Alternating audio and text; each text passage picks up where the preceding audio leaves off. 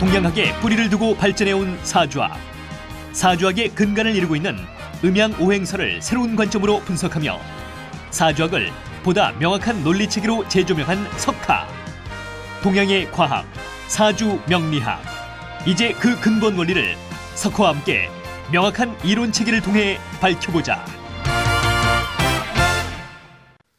수의 특성은 뭡니까? 수의 특성은 물, 지극한 지혜를 의미하기도 하고, 인생으로 치면 목화토금수의 마지막 부분을 이렇게 딱 돌아서 오는 거기 때문에 그 노인네, 나이가 먹은 상태의 어떤 개념들을 의미하기도 합니다. 그리고 원점으로 돌아가는 그러한 섹터를 또 의미하고, 새로 시작되기 전을 의미합니다. 자, 이 수를 다시 음양으로 나누면 우리는 임수와 계수로 나누어 볼 수 있겠죠. 이 수가 물입니까? 수는 물이 아닙니다. 물론 어느 시대에 수를 이렇게 물로서 얘기를 함으로써 수가 물이 됐습니다만, 수는 원칙적 의미에서 물이 아닙니다. 단지 지구상에 있는 생명체 사물 중에서 오행의 수와 가장 유사한 어떤 특성을 취한 그 사물이 바로 그 수라는 얘기죠. 자, 일단 수를 만약에 물로 놓고 본다면 임수는 큰 물이 아니고, 임수는 물이 맺히기 시작하는 물방울 내지는 작은 물로 볼 수 있겠고, 즉 계곡에서 이렇게 물이 막 내려오는 상태를 임수로 볼 수 있겠고, 그 다음에 계수는 큰 물로 볼 수 있겠죠. 그럼 이렇게 이슬처럼 맺혀오는 이런 물을 만약에 물로 비교해서 수의 음양으로 구분한다면 뭘까요? 이슬처럼 맺히는 물은 사실은 양의 수기 때문에 임수로 볼 수 있겠고, 크게 뭉쳐있는 물을 갖다 우리는 계수로 볼 수 있겠죠.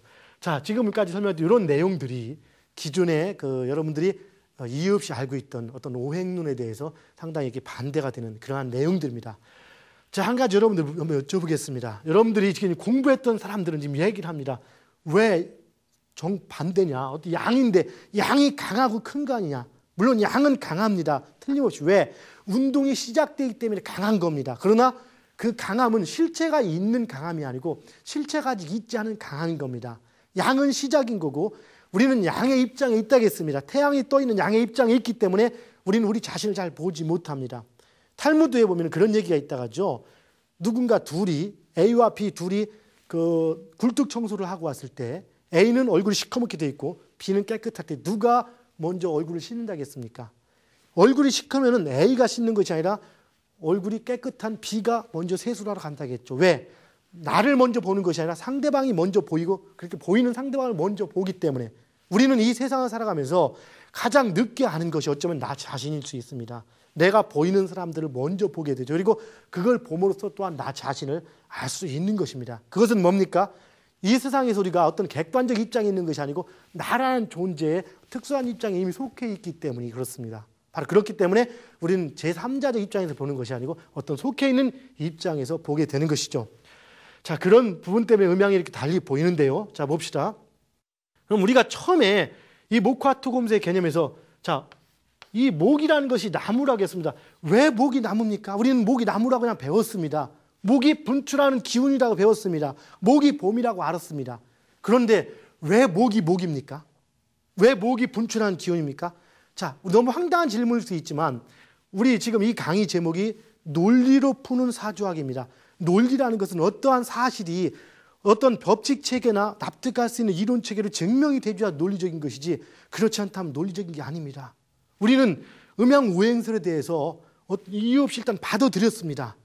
그리고 앞 시간에 말씀을 아까 드렸듯이 음양오행설의 상당한 부분들이 논리적으로 납득이 안 되는 부분이 많이 있고, 이런 부분들 때문에 항상 이렇게 뒤에서 이렇게 학문으로 아직 인정을 받지 못하는 그러한 시점에 있는 것은 사실입니다. 우리는 들춰내봐야 됩니다. 하나씩. 그리고 새로운 우리가 알고 있는 논리 체계로서 그 모순들을 밝혀내줘야 됩니다. 음양오행설을 가지고 그 동양의 가장 오랜 진리라고 얘기합니다. 저는 음양오행설이 동양의 진리라고 생각하지 않습니다. 단지 동양에서 시작해 있는 전 우주가 변해가는 원리를 설명하는 진리라고 저는 얘기하고 싶습니다.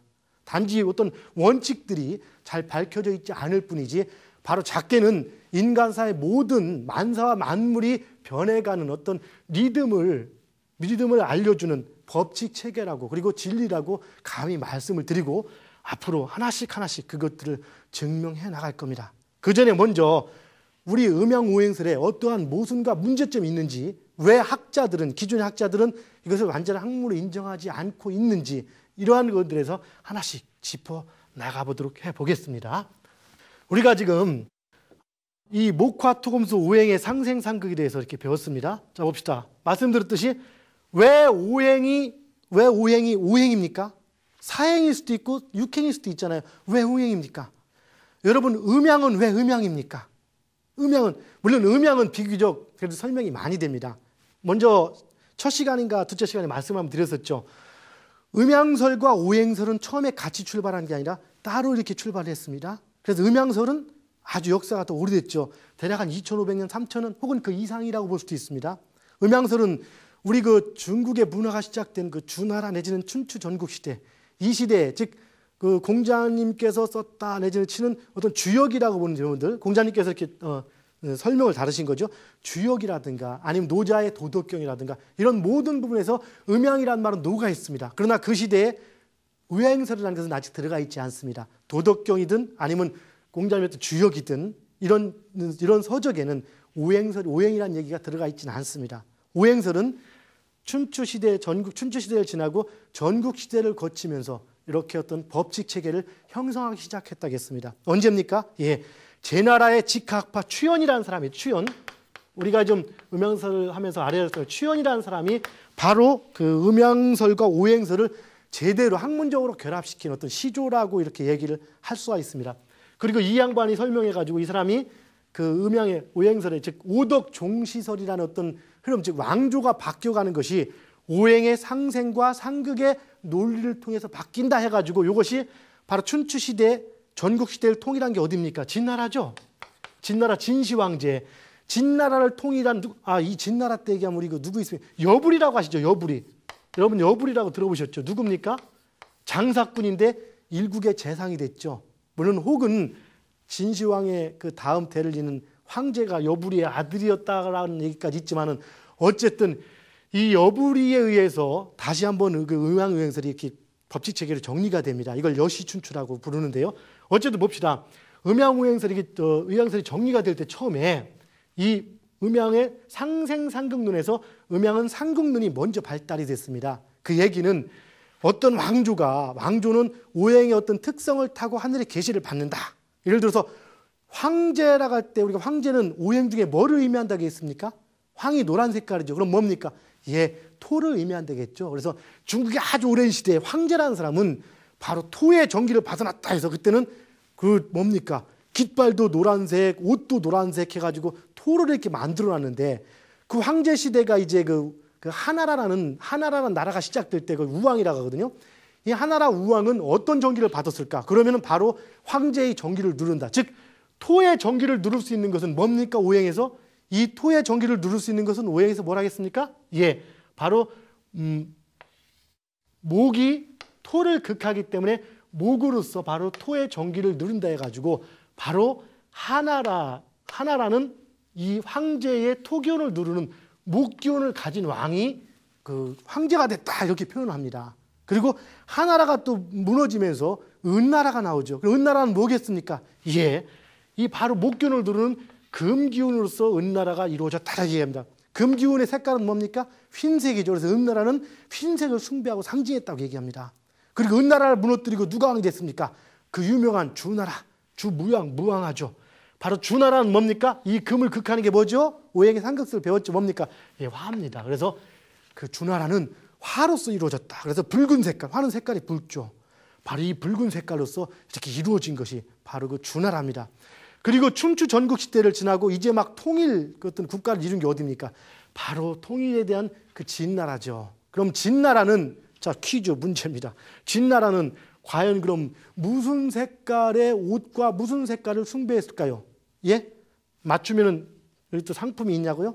예, 물론 요거는 상품이 있을지 모르겠습니다만 지난번에 제가 퀴즈를 내 가지고 그 맞추신 분들 그 빵 맛있게 잘 드셨습니까? 물론 빵 싫어하는 분들은 짜장면도 좋다고 말씀을 드렸는데 지난번 강의가 끝나고 전화가 한 통화 걸려왔어요. 저 여기서 석가 선생님 부탁합니다. 예, 접니다. 저는 저 퀴즈를 맞추는 사람인데요. 예. 저는 그래 빵 맛있게 드셨습니까? 제가 물어보니까 저는 이 빵도 싫어하는데 짜장면도 싫어하거든요. 그럼 어떡합니까? 하고 전화가 왔더라고요. 그래서 제가 상당히 고민을 했습니다. 그러면은 뭐 국물도 괜찮으시면은 짜장면 말고 짬뽕이라도 드시라고요. 자, 이번에는 그 정답은 없습니다만은, 정답에 대한 참 퀴즈 상품은 없습니다만, 자, 정답이 뭡니까?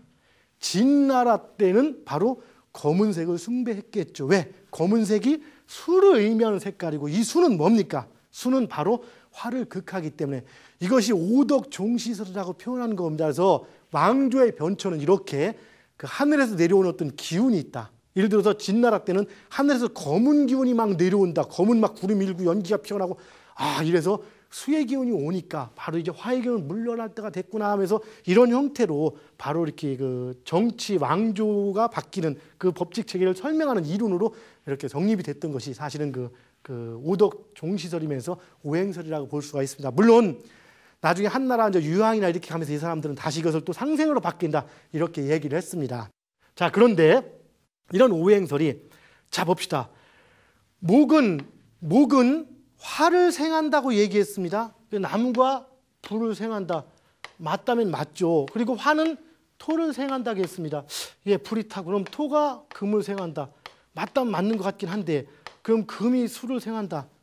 이런 체계가 정확히, 자, 오행이란 5가지 요소가 각각 똑같이 상생을 해주고 똑같은 조건으로 상극을 해준다는 개념을 얘기하는데, 봅시다. 지금 수가 목을 생해주는 것, 그럼 뭡니까? 물이 나무를 생해준다. 생해주죠. 어떻게?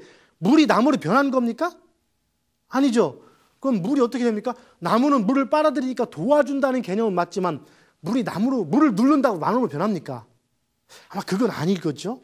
한번 봅시다. 그러면 목이 화를 간다. 그러면 목의 기운 일부가 불이 흡수하는 거, 나무의 기운 일부를 불이 흡수하는 겁니까? 아니죠. 물이 확 타서 확 변해서 나무가 되는 건 아니지만 나무는 확 타서 불이 됩니다. 그러면 수생목과 목생화의 단계는 사실은 다른 겁니다. 그럼 다시 봅시다. 그럼 화생토, 그러면 나무가 차서 이 연기가 흙이 된다. 나무가 탄 재가 흙이 되기까지는 참 많은 과정이 걸릴 텐데 일단 논리로 설명을 해나갈 수는 있습니다. 그럼 봅시다.